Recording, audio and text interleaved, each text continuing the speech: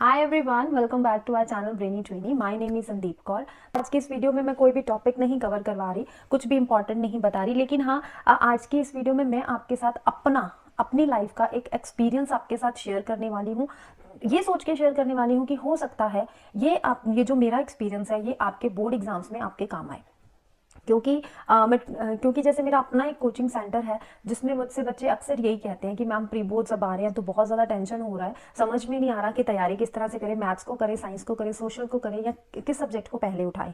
Even कि अभी pre boards में आप लोग इतना डर रहे हो तो उसके बाद तो आपके बोर्ड एग्जाम्स आने वाले हैं, तो उसमें क्या करोगी। तो मैंने सोचा कि उनको भी मैं यही चीज़ समझाती हूँ जो आज इस वीडियो में बताने वाली हूँ। तो मैं सोचा क्यों ना मैं अपने सब्सक्राइबर्स को, अपने जो मेरे ऑनलाइन स्टूडेंट्स हैं उनके साथ भी ये अपना एक्सपीरियंस शेयर करूँ।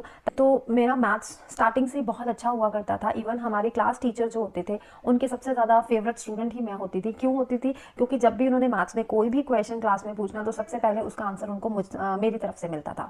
तो वो इस बात से बहुत ज़्यादा कन्विंस्ड थे मुझसे। तो आज वही मैं आपके साथ शेयर करने वाली हूँ कि मैं किस तरह से अपनी मैथ्स की रिविजन करती थी, किस तरह से मैं अपनी साइंस की रिविजन करती थी, सोशल साइंस की करती थी, कि जो मेरा अच्छा रिजल्ट 10th स्टैंडर्ड में आ गया। फ्रैंकली स्पीकिंग, मैंने 10th standard board exam CBSE board से नहीं करी। मैं पंजाब की रहने वाली हूँ, तो मैंने पंजाब बोर्ड से अपनी 10th स्टैंडर्ड कंप्लीट की है। लेकिन सिलेबस में कोई फ़र्क नहीं है। जो आप लोग अभी आज पढ़ रहे हो वही चीज़ मैंने इतने साल पहले भी पढ़ी है। वही एनसीईआरटी बुक होती है, वही सारा सिलेबस होता है, वही सारे क्वेश्चंस होते हैं। लेकिन हाँ, वो बोर्ड जो स्टेट बोर्ड होता है ना, सिर्फ वही चेंज था। लेकिन मैं इतने एक्सपीरियंस से आपको कह सकती हूँ कि जो सीबीएसई बोर्ड है बहुत ज़्यादा ईजी है as compared to other state boards. CBSE board वाले आप लोग इतना मत डरो, आपके क्वेश्चन पेपर्स ईजी होते हैं। बस आप अपने अंदर एक कॉन्फिडेंस क्रिएट करो कि हाँ, हम लोग कर सकते हैं, वी कैन डू दिस, तो आप बहुत अच्छा अपना रिजल्ट लेके आ सकते हो। आपका सिलेबस भी बहुत ईजी है।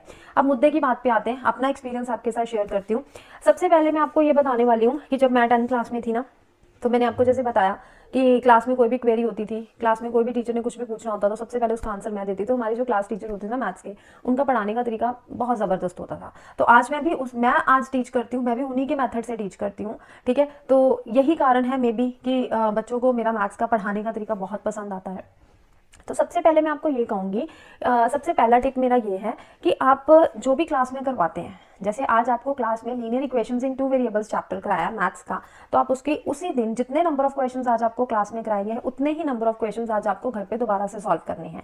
अपनी एक रफ कॉपी लीजिए, उस पर सॉल्व कीजिए। मैं भी ऐसे ही करती थी जब मैं क्लास में थी ना। तो हमारे क्लास टीचर की आदत होती थी, वो कभी भी जो टेस्ट होता था ना, वो कभी भी टेस्ट कॉपीज में या पेजेस पे नहीं लेते थे। उनकी आदत होती थी वो हमेशा ब्लैक बोर्ड टेस्ट लेते थे। और सारी क्लास के बच्चे ना उनसे डरते थे, क्योंकि वो इतनी खरी खोटी सुनाती थी ना, जो उनको रिस्पॉन्स नहीं करता था, जो आंसर ठीक से नहीं देता था। मतलब कि उन्होंने कभी हाथ नहीं उठाया, कभी किसी स्टूडेंट पे हाथ नहीं उठाया, लेकिन वो मुंह से, बातों से ही इतना ज्यादा बच्चे को जलील कर देते थे कि बच्चा, मतलब बच्चे का ना सर, कह सकते हैं हम लोग, की शर्म से झुक जाता था। जैसे कहते हैं चुल्लू भर पानी में डूब मरना, ऐसी ऐसी बातें बच्चों को बोल देते थे। लेकिन उसको होता था कि भाई कोई और काम करके जाओ ना जाओ, वानी मैम का काम तो हमने करना ही करना है, मैथ्स का जो हमें काम मिला है ना वो हमने करना ही करना है। क्यों? क्योंकि उसका टेस्ट ब्लैक बोर्ड पे होता था। मैम क्या करते थे, एक क्वेश्चन बड़ा सारा ब्लैक बोर्ड पे डाल देते थे, टर्न बाय टर्न बच्चों को क्लास में बुलाते थे और हर एक बच्चे से एक एक स्टेप कराते थे। पूरा पूरा क्वेश्चन नहीं करवाते थे, एक एक स्टेप करवाते थे। तो एक क्वेश्चन के अगर 10 स्टेप्स हैं तो 10 बच्चे एक क्वेश्चन को सॉल्व करते थे। तो सब बच्चे, इससे पता क्या होता है, हर बच्चे का ध्यान ब्लैक बोर्ड पे होता है कि अब ये स्टेप हुआ, इसके आगे बच्चे सोचते हैं कि अब इससे आगे वाला स्टेप क्या होगा।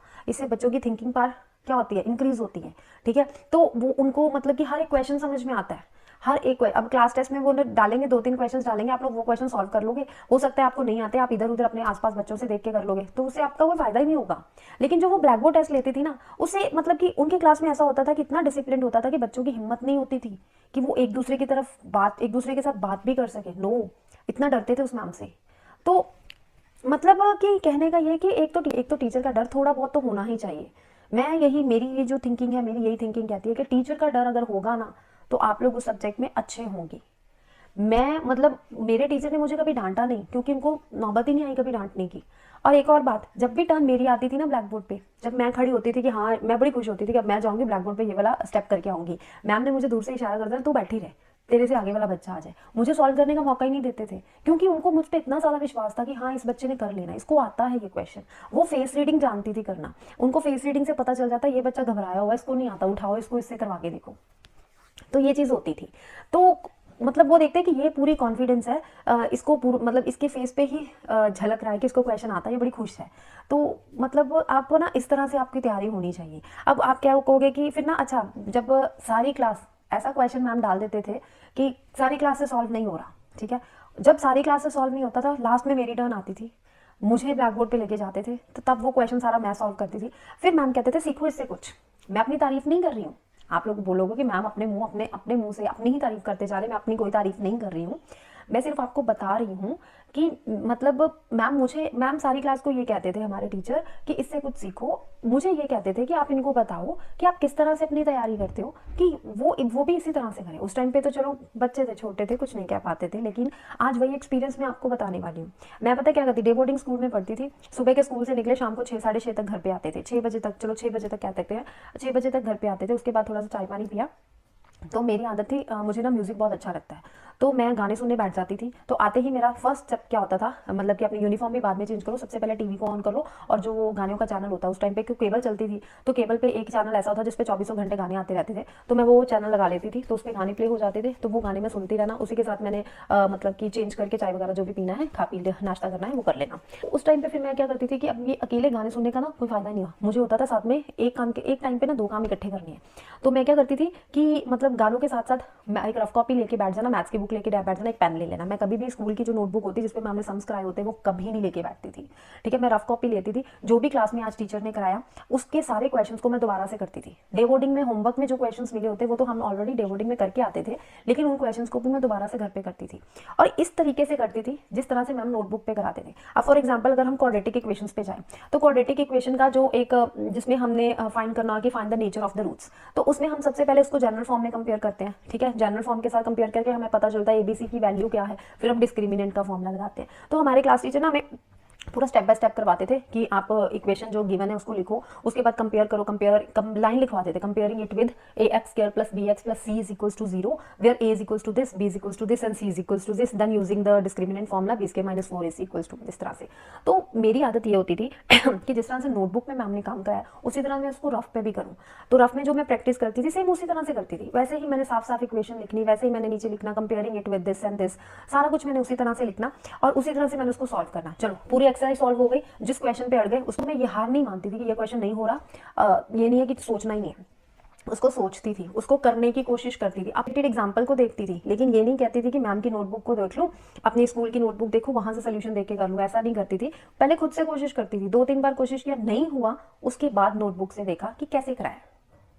पहले अपनी खुद की जितना भी सोच सकती थी उतना सोचा, उसके बाद क्लास की नोटबुक देखी, उसमें क्या करवाया है, फिर मैंने उसमें कैसे करवाया है, फिर उसको देखना है। फिर उसके बाद सेल्फ चेकिंग करती थी, एक और कलर का पेन रखा होता था, ब्लू से सॉल्व किया, रेड पेन रखा होता था, खुद से उसकी चेकिंग करती थी और ईच एंड एवरी स्टेप देखती थी कि अगर जैसे ट्रिग्नोमेट्री सॉल्व कर रहे हैं उसमें अलजेब्रा की आइडेंटिटीज लिखते हैं या हमारी ट्रिग्नोमेट्री की आइडेंटिटीज लिखते हैं, तो ब्रैकेट में अगर हमने बिकॉज डालकर लिखा है कि a plus b whole square लगाया है, तो वो ब्रैकेट में लिखा है a plus b whole square is equals to a square plus b square plus 2ab। सारा ईच एंड एवरी चीज़ ना मैं स्टेप बाय स्टेप ना जो स्कूल की नोटबुक में मैम ने कराया होता था उसी तरह से अपनी रफ के नोटबुक्स के नोट्स को ना रफ के नोट्स को ना चेक करती थी। तो उससे क्या होता था कि मेरी आदत, मतलब वो हैबिट मेरी उस तरह से बन गई कि अगर मैं रफ में भी इसी तरह से इतना साफ काम कर रही हूँ तो बोर्ड एग्जाम में तो ऑटोमेटिकली ऐसे ही हम सॉल्व करेंगे, तो वो हमारी हैबिट बन जाती है। बच्चे आप लोग पता क्या करते हो, आप लोग सोचते हो अभी तो हम रफ प्रैक्टिस कर रहे हैं, चलो फटाफट से ये क्वाड्रेटिक इक्वेशन की ये हमारी इक्वेशन बनी, ये हमने लेट वगैरह भी क्या लिखना है, सीधा से हम लिख देते हैं कि ये इक्वेशन बन गई, इसको थोड़ा सा सॉल्व किया, आगे तो क्वाड्रेटिक का फॉर्मूला लगाना है, अपने आप लग जाएगा, आप एग्जाम में लगा लेंगे। ऐसा नहीं होता है, आप उसको फॉर्मूले को रफ पे भी लगाओ, उसको पूरा एंड तक सॉल्व करो, आगे देयरफॉर निकाल के जो चीज ऊपर लेट की है उसी को आप नीचे आंसर में लिखो कि ऊपर अगर आपने लिखा है कि कॉस्ट ऑफ एप्पल्स हम ये ले रहे हैं, तो नीचे निकालो कि therefore cost of apples equals to this, that is the answer. अगर आप रफ में भी इसी तरह से प्रैक्टिस करोगे तो आपको बोर्ड एग्जाम में ज्यादा टाइम नहीं लगेगा, आपकी वो स्पीड, आपकी वो हैबिट उस तरह से बन जाएगी, ठीक है। आप लोग ऐसा सोचते हो कि अभी हम फटाफट से सॉल्व कर लेते, बोर्ड एग्जाम में साफ साफ करेंगे, नहीं, ऐसा कुछ नहीं होगा। अगर आप अभी रफ में इस तरह से कर रहे हो तो वैसे ही आप बोर्ड एग्जाम में करते आओगे। तो आप खुद सोचो कि अगर आपकी प्रेजेंटेशन ही वैसी होगी जैसे रफ में है आपकी गंदी सी प्रेजेंटेशन, तो उसके क्या मार्क्स मिलेंगे आपको? 5 मार्क का अगर क्वेश्चन है तो 3 मार्क्स तक ही आप लोग रह जाओगे। आप इस तरह से प्रेजेंटेशन अपनी दो, रफ में भी दो, कि एग्जामिनर बोर्ड एग्जाम में जब आपका पेपर चेक करे तो उसको समझ में ना आए कि अगर मुझे मार्क्स कट करने हैं तो कहाँ से करूँ। इतना इलेबोरेट क्वेश्चन को करो, ठीक है। ये मैं मैथ्स की बात कर रही हूँ, ये नहीं है कि साइंस का 1 मार्क का क्वेश्चन है तो उसको 1 पेज का आप लिखा हो, इतना ज्यादा इलेबोरेट करके लिख दो, उसका भी कोई नंबर नहीं आपको मिलने वाला। टू द पॉइंट जो चीज आपसे मांगी गई है उसको करना। मैं साइंस मैथ्स के स्टेप्स की बात कर रही हूँ कि मैथ्स के ईच एंड एवरी स्टेप के नंबर होते हैं, तो आप कोशिश करो कि जिस चीज पे आप कोई फॉर्मूला अप्लाई कर रहे हो उसको बिकॉज करके ब्रैकेट में जरूर लिखो। इससे क्या होता है कि आपका इंप्रेशन होता है ना आपका, वो एग्जामिनर के आगे बहुत अच्छा बैठता है, जिससे आपके मार्क्स बहुत अच्छे आते हैं। तो मेरे पीछे बैकग्राउंड पे म्यूजिक चलता रहता था, मैं सम्स को सॉल्व करती रहती थी, साथ में म्यूजिक अपने वो गाने बोलती रहती थी, साथ में उसको मेरे मम्मा आते थे रूम में, तो मुझसे यही हमेशा कहते थे कि तू किस तरह से पढ़ती है, पीछे तेरे गाने लगे रहते हैं, आगे तू काम करती है तो पढ़ती नहीं है, तो सिर्फ गाने सुनती है। तो मैं कहती थी नहीं मम्मा, मैं जो प्रैक्टिस मैथ्स की कर सकती हूँ ना वो सिर्फ इसी तरह से कर सकती हूँ, अगर गाने नहीं लगे तो समझो मैं मैथ्स नहीं कर रही। तो मेरी मैथ्स की रिविजन इस तरह से होती थी। तो कैन यू बिलीव दैट कि सारे नंबर क्वेश्चंस बोर्ड एग्जाम में सही करके आई हूँ। हर टेस्ट में मेरे फुल मार्क्स आते थे। इवन कि बोर्ड एग्जाम में टीचर ने खुद मुझे आके ये बोल दिया कि अपने आसपास बच्चों को पास कराने जितना पेपर करवा दो उतना उनको भी करवाया, खुद भी अपना भी पेपर सॉल्व किया। तो इस तरह से मैं प्रैक्टिस करती थी मैथ्स की। चलो ये तो मेरा एक्सपीरियंस है अपना, जो मैं आपके साथ शेयर करना चाहती थी, तो वो मैंने शेयर कर दिया। अब आपकी मर्जी, आपको किस तरह से करना। अब मैं ये नहीं कहती हर बच्चा गाने लगा लो, ठीक है। अब आपका कंसंट्रेशन लेवल कैसा है ये आप लोगों को पता है। तो मैं सिर्फ अपना अपना ओपिनियन देना चाहती थी, अपना आइडिया आपको बताना चाहती थी कि मैं तो मैथ्स की प्रैक्टिस इस तरह से करती अब ये तो आ गई मैथ्स की बात। अब आगे चलते हैं साइंस, सोशल साइंस में किस तरह से करती थी। तो मुझे ना जब मैं 6 स्टैंडर्ड में थी, 6-7 में आई थिंक सो होंगी, अभी मुझे पक्का याद नहीं है। तो मेरी आदत पता क्या होती थी कि मैं ना मुझे बड़ा शौक होता था टीचर बनने का। तो मैं क्या करती थी कि मतलब कि खुद को टीचर बना लेती थी, अपना एक रूम बंद कर लेती थी। तो हमारे रूम पे ना एक लोहे की अलमीरा होती थी, पहले तो लोहे की अलमीरा ही चलती थी, तो उसके ऊपर ना चौक के साथ कुछ भी लिख लो, बाद में गीले कपड़े के साथ उसको साफ कर लो, वो एकदम से साफ हो जाती थी। तो मैंने काफ़ी सारे चौक्स घर पे रखे होते थे, कलरफुल चौक्स भी रखते थे। तो मैं सामने बेड लगा होता, तो सामने बेड में ना मैं अज्यूम कर लेती थी कि these are the number of students which are sitting in the my class, which are sitting in my class. तो मैं अपने आप को टीचर बना लेती थी। ये मेरा ब्लैक बोर्ड है, जो मैं अलमीरा होती थी वो मेरा ब्लैक बोर्ड होता था, यहाँ पे मैं खड़ी हूँ, सामने बच्चे नंबर ऑफ स्टूडेंट्स बैठे हुए हैं। तो मैं साइंस जैसे मान लो कि आज हमने केमिकल इक्वेशन चैप्टर करना है, तो उस चैप्टर को खोल लिया। तो फर्स्ट ऑफ ऑल मैं क्या करी, जैसे क्लास में टीचर ने आज 2 पेजेस हमें पढ़ाए हैं, तो वो 2 पेजेस मैं भी उसी तरह से पूरी एनसीईआरटी बुक से ना रीड करना स्टार्ट कर देती थी। तो हर लाइन को जैसे हमारे टीचर ने बोला this is the important line, underline this line, तो मैं भी ऐसे कहती थी चलो भी पेंसिल उठाओ, अंडरलाइन दिस लाइन। तो उसको अंडरलाइन किया, अब उसको 5 टाइम्स मैं क्या कहती थी कि अभी हम इसको ना 5 टाइम्स बोलेंगे। पहले तो मैम ने जैसे उसको हिंदी में समझाया, उसको वो मैं समझाने की कोशिश करती थी। अब आगे मेरे तो कोई स्टूडेंट नहीं होता था, वो तो मेरी असम्पशन होती थी, लेकिन मैं इस तरह से समझाती थी कि मेरे आगे बहुत नंबर ऑफ स्टूडेंट्स बैठे हैं, मैं उनको समझा रही हूँ। इस तरह से वो किसको समझा रही हूँ, सुन कौन रहा है, वो तो मेरा अपना ब्रेन ही मुझे सुन रहा है ना, कोई और तो नहीं सुन रहा, रूम में तो कोई नहीं बैठा, सिर्फ मैं हूँ, ठीक है। तो वो मैं अपने ही ब्रेन को बार बार चीज सुना रही हूँ। उससे क्या है कि बाद में मैं कहती हूँ अब ये डेफिनेशन हमने लर्न की है, अभी ये डेफिनेशन मैंने आपको टिक कराई है, अब ये डेफिनेशन में 5 बार आप बोलूंगी, आप मेरे पीछे पीछे 5 बार बोलोगे। तो जैसे जैसे मैं लाइन बोलती हूँ वैसे वैसे पीछे बच्चे बोलते हैं। बच्चे नहीं है रूम में, बच्चे नहीं है, कोई बच्चा नहीं है, मैं अकेली हूँ। एक बार मैंने बोली, दूसरी बार मैं खुद बच्चे बन गई, दूसरी बार फिर से मैंने ही वो बोल दी, लेकिन मैंने ये सोचा ये मेरे स्टूडेंट्स बोल रहे हैं। इसी तरह से 5 बार नहीं, वो 10 बार लाइन मैंने ही रिपीट कर दी। अब 10 बार अगर आपने एक डेफिनेशन रिपीट करी है तो क्यों नहीं, दिमाग में तो बैठ गई अच्छे से।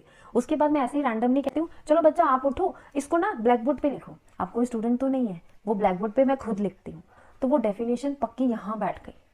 तो इस तरह से मैं ना अपनी, आप कहोगे कि मैम पागल है, तो ऐसा कुछ नहीं है। मतलब मैं अपने आपको रिवीजन का तरीका बता रही हूँ कि मेरी लर्निंग इस तरह से होती थी। मुझे 1 घंटा लग जाए, 2 घंटा, मुझे ना वो मतलब मेरी एंटरटेनमेंट भी हो जाता था, मुझे लगता है मैं खेल रही हूँ, लेकिन मैं खेलते खेलते लर्न कर लेती थी। तो कभी भी फालतू चीज़ें नहीं करती थी, अपना सिलेबस जो होता था वो मेरी लर्निंग उसी तरह से होती थी, जिसकी वजह से अभी मतलब कि कल हमारा क्लास में टेस्ट है, तो मुझे चाहे 2 घंटे लगे, 2.5 घंटे लगे, मैंने अपना रूम बंद कर लेना, मम्मा को बोलना मम्मा मेरे रूम में मत आना, मैं ना खेल रही हूँ साथ में पढ़ रही हूँ। तो मम्मा को भी होता था कि ये खेल रही है, ये पढ़ती पुढ़ती नहीं है, ये खेलती रहती है। लेकिन जब रिजल्ट देखते थे कहते तेरे मार्क्स कितने अच्छे आ जाते, तो पढ़ती नहीं है।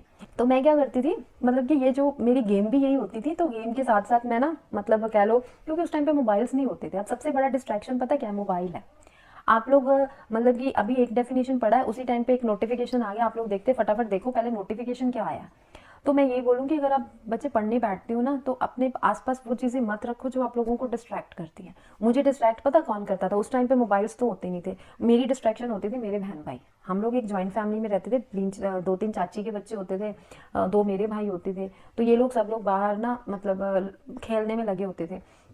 मैं कमरा बंद करके ना अपना अपना अकेले से ये खेलती थी, टीचर स्टूडेंट वाली गेम खेलती थी। तो इससे खेलने से मुझे फ़ायदा ये होता था कि मतलब मेरी सारी लर्निंग भी हो जाती थी, क्लास में टेस्ट भी अच्छा हो जाता था। अपनी इंग्लिश की लर्निंग, सोशल साइंस की लर्निंग, साइंस की लर्निंग मैं सारी इसी तरह से करती थी। और मैथ्स में टीवी लगा के पढ़ती थी। ठीक है, 1 घंटा मुझे गाने सुनने हैं तो 1 घंटा मैं मैथ्स करूंगी। अगर मुझे 2 घंटे गाने सुनने हैं तो 2 घंटा मैं मैथ्स करूंगी। अभी जैसे छुट्टी का दिन आ गया तो छुट्टी वाले दिन क्या करती थी, 2-2 घंटे 3-3 घंटे गाने लगे रहते थे घर पे। तो वो समझो जितनी बार घर पे, जितनी देर घर पे गाने लगे हैं उतनी देर समझो कि मैं मैथ्स कर रही हूँ, उतनी में। तो अगर 2 घंटे गाने लगे तो 2 घंटे में मेरा एक आधा चैप्टर तो कंप्लीट हो जाता था। पूरे वीक में अगर मैम ने एक चैप्टर हमारे टीचर ने कंप्लीट करा दिया तो उस संडे वाले दिन मैंने वो सारे चैप्टर को दोबारा से करना। मैंने ये नहीं सोचना अभी कल परसों तो नोटबुक में ये सम्स मैंने सॉल्व करके देखे थे, अभी क्या करने आते हैं, नहीं, मैं उसको दोबारा से सॉल्व करने बैठ जाती थी। अगर मैं अपने आप को घर पे बोर फील करती थी, ठीक है, तो मेरा खुद का इतना ज़्यादा मैथ्स में इंटरेस्ट था, शायद यही वजह है कि मैंने पोस्ट ग्रेजुएशन ही मैथ्स में करी। तो मैं मैथ्स खोल के बैठ जाती थी। ये वाला चैप्टर बड़ा इंटरेस्टिंग है, चलो आज इसके इस क्वेश्चंस को सॉल्व करते हैं। तो इस तरह से मेरी रिवीजन होती थी। तो अपना एक्सपीरियंस मैंने आपके साथ शेयर कर दिया। अच्छा, ये मेरा फर्स्ट एक्सपीरियंस था जिससे मेरे बहुत अच्छे 10th क्लास में मार्क्स आए। एक एक्सपीरियंस मैं आपके साथ और शेयर करने वाली हूँ, वो है मेरी पोस्ट ग्रेजुएशन का। जब मैं मैथ्स की पोस्ट ग्रेजुएशन कर रही थी तो हमारे फर्स्ट ईयर में एक सब्जेक्ट होता था, एक बुक होती थी रियल एनालिसिस, उसका हमारा एग्जाम था। तो उस एग्जाम वाले दिन उसमें ना मतलब जब एमएससी हम लोग करते थे ना तो उसमें क्वेश्चन पेपर का पैटर्न पता क्या होता था, 16 मार्क्स के सीधे 2 क्वेश्चन आते थे सेक्शन सी में। सेक्शन ए और बी में आई थिंक 2 2 3 मार्क्स के क्वेश्चन होते थे। बाकी सिर्फ एक सेक्शन सी होता था जिसमें सिर्फ 2 ही क्वेश्चन, 4 क्वेश्चन आते थे जिसमें हमें 2 क्वेश्चन अटेम्प्ट करने होते थे। और वो 2 क्वेश्चन सीधे 16 के मार्क्स के होते थे। तो हमें होता था कि पहले ये सेक्शन तो करो, क्योंकि ये 2 सेक्शंस कर लिए 32 मार्क्स तो पक्के, 33 वाला वैसे पेपर में पास होता है। तो 32 मार्क्स तो हमें होता था ये पक्के हो गए, बाकी तो कुछ क्वेश्चन करो, चलो पास होने वाला काम तो हो गया। लेकिन चलो बाकी सारे फर्स्ट ईयर में मेरे एमएससी मैथ्स में सारे सब्जेक्ट्स में ना बड़े अच्छे एग्जाम्स गए मेरे। लेकिन जो रियल एनालिसिस था वो इतना डिफिकल्ट सब्जेक्ट था, उसमें मैंने ना मतलब कि बहुत कोशिश की कि मैं ट्यूशन भी रख लूँ, लेकिन पोस्ट ग्रेजुएशन में कहाँ ट्यूशन होती हैं उस टाइम पे, तो बिल्कुल नहीं। नोट्स भी कहीं से नहीं मिल रहे थे उस सब्जेक्ट के। तो हमारा लेक्चरर भी कुछ इतना ही खास पढ़ाता था, तो समझ में नहीं आता था कि सब्जेक्ट में पास कैसे होना है। तो कुछ ना मतलब कि जो 16 मार्क्स के क्वेश्चंस होते थे वो तो गिनती के होते थे। सैम्पल पेपर से देख लिए कि ये जो 10-12 क्वेश्चंस है ये बार बार हर साल में रिपीट हो रहे हैं, तो उन क्वेश्चंस को तो अच्छे से कर लो। तो चलो वो क्वेश्चंस तो रियल एनालिसिस में जब एग्जाम था अच्छे से कर लिया। लेकिन बाकी मैंने जब पूरा क्वेश्चन पेपर देखा, कैन यू बिलीव दैट कि मुझे एक भी क्वेश्चन नहीं आता था। पूरे क्वेश्चन पेपर में सिर्फ वो 2 16 मार्क्स के क्वेश्चन आते थे, पूरा पेपर नहीं आता था। और उस पेपर में मेरे 100 में से कितने मार्क्स आए, 80 मार्क्स आए। मान सकते हो आप लोग कि 32 मार्क्स का एग्जाम मैंने बिल्कुल ठीक किया, फिर भी मेरे 80 मार्क्स आए। कैसे आए वो एक्सपीरियंस आपके साथ शेयर करने वाली हूँ। अब हुआ क्या कि जैसे मैंने आपको बोला कि मैं 10th स्टैंडर्ड में ही मतलब रफ पे भी इतनी अच्छी प्रेजेंटेशन देती थी, इतनी अच्छे से सॉल्व की, मेरी बोर्ड एग्जाम में भी उसी तरह से हैबिट बन गई थी। तो वो 10th की बात नहीं थी, सिर्फ +1 2 ग्रेजुएशन मेरी आदत ऐसी ही बनी हुई थी, प्रेजेंटेशन अच्छे से करनी। तो एमएससी के पेपर वाले दिन भी मतलब पेपर पे भी मेरी प्रेजेंटेशन ही काम आई मेरे। कॉलेजेस में पता है ना बड़े बड़े बेंचेस होते हैं, तो बेंचेस पे एक बेंच पे ना 3 बच्चे बैठते थे, सेंटर में कोई और क्लास का बच्चा था, इस साइड पे भी मैं थी, लेफ्ट साइड पे, राइट साइड पे मेरी अपनी खुद की बेस्ट फ्रेंड बैठी हुई थी। तो उसको भी नहीं आता था पेपर। तो मैंने उसको ये बोला कि पेपर नहीं छोड़ना हमें, ये नहीं कि हमें सिर्फ 2 क्वेश्चन आते हैं यही 2 चुक करें और चले जाए, नहीं, हमें पेपर सारा अटेम्प्ट करना है। ठीक है, जो मन में आता ना लिखते जाओ बस। तो मैंने क्या किया, फिर उसके बाद जो 16 के मार्क्स के 2 क्वेश्चंस मैंने कर लिए, उसके बाद सेक्शन ए स्टार्ट किया। सेक्शन ए में मतलब कि एक क्वेश्चन जैसे उठाती थी तो उस क्वेश्चन में जो भी गिवन होता था तो पहले तो उसको बहुत ही अच्छे वे में प्रेजेंट करके वो गिवन को इतना अच्छे से लिखना 2-3 लाइन्स में।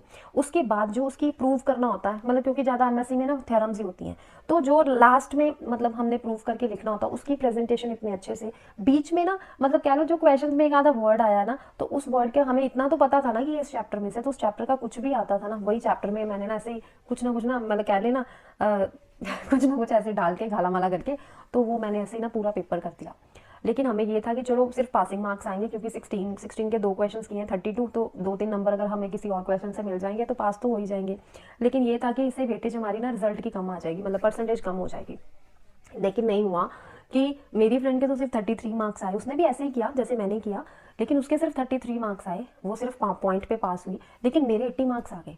इतनी हैरान हुई वो भी, मैं खुद इतनी हैरान हुई। लेकिन उसने बाद में मुझे खुद बोला कि तेरा मतलब कि इतने अच्छे मार्क्स आने का मतलब यही एक कारण है कि प्रेजेंटेशन, कि तू मतलब मुझे इसने यही बोला कि तेरी प्रेजेंटेशन इतनी अच्छी होती है कि जिसकी वजह से एग्जामिनर ने ना सोचा कि इसने ये सारे क्वेश्चंस ठीक ही किए होंगे। अब 16 मार्क्स की प्रेजेंटेशन स्टार्टिंग में इतनी अच्छी दे दी कि एग्जामिनर के अंदर ना बैठ गया कि नहीं ये बच्चा पढ़ने वाला है, इसने बहुत अच्छा किया, इसमें उसको 16 में से 16 मिले हैं, उसने आगे भी अच्छे किए होंगे, आगे ही सारे क्वेश्चन ठीक किए होंगे।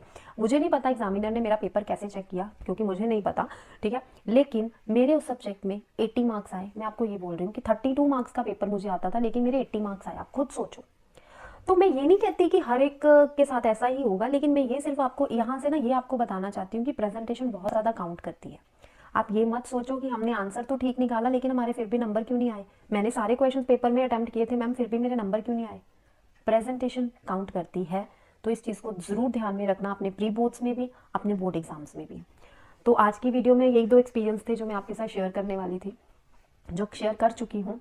तो आई होप आपको एक्सपीरियंस अच्छे तो लगे होंगे। अगर अच्छे लगे हों तो वीडियो को लाइक ज़रूर करना, क्योंकि एक्सपीरियंस अगर अच्छे लगे हो तो वही बच्चे वीडियो को एंड तक देखते हैं।